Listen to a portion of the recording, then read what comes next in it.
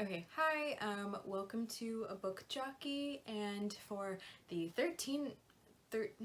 not even, can't count on my fingers that much high, for my 13 subscribers that are still subscribed to me, and just for anyone else who's wondering, where have I been for the past almost 2 years?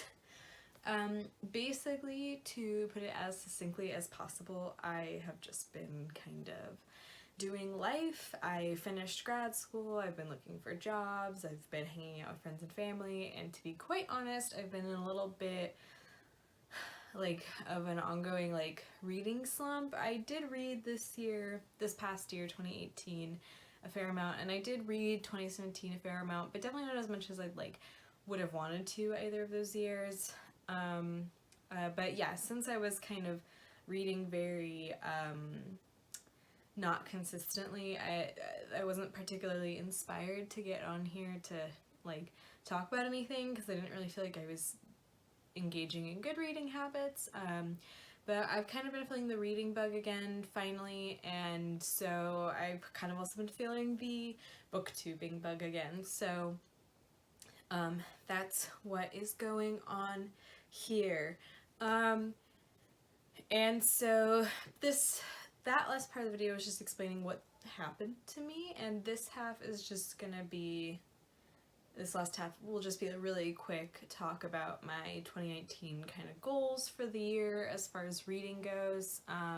So on my Goodreads it says I want to read 40 books, which is kind of a low number by booktube standards, but I'm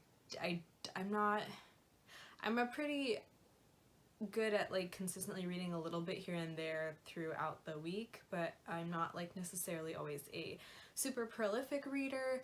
And also I think leaving it at 40 kind of gives me more room to read more books that are longer, and also books that I might just need to sit with for a little bit longer. Classics, things like that, where I'm just gonna read them more slowly just because I'm really trying to grasp what's going on in the novel. So that's kind of why that's at that number. And I think that's a good enough number that's gonna keep me on track the whole year as far as not totally falling off and stopping reading. My other main goal of the year is pretty much all of the books that I have to be read are all shoved under my bed. And so my goal is to read 2 books that I own a month, and I think that will put a pretty sizable dent in the books that I own. I don't really know the number of books that I own currently. I thought about counting before I started this video, but then I was like, I don't want to know, to be honest.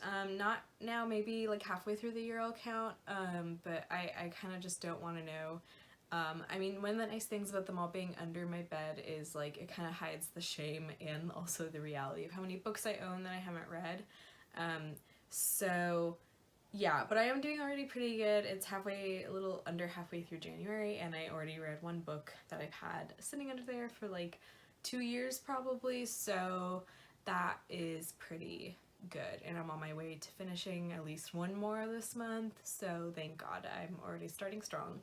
We'll see how it goes, but my main problem is I work at a library currently, so I'm constantly around books, so the temptation to just check out a book I see that interests me and read that rather than the things that I need to read that are in my home or in my room, it can get difficult. And then I've also, yeah, I mean, that's just my main problem is there's temptation everywhere, and I love using my library, so I just do that a lot instead of reading the books that I own, and that's not so good.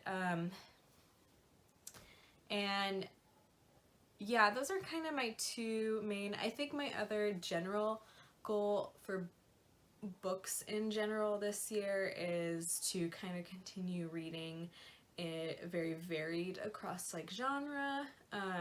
Last year I did an okay job at that. I read definitely the least YA I think I've probably ever read in a year in my entire life, which is good because I've been trying to get into more contemporary things and also just reading wider across genre. Though I would also like to start reading at least a little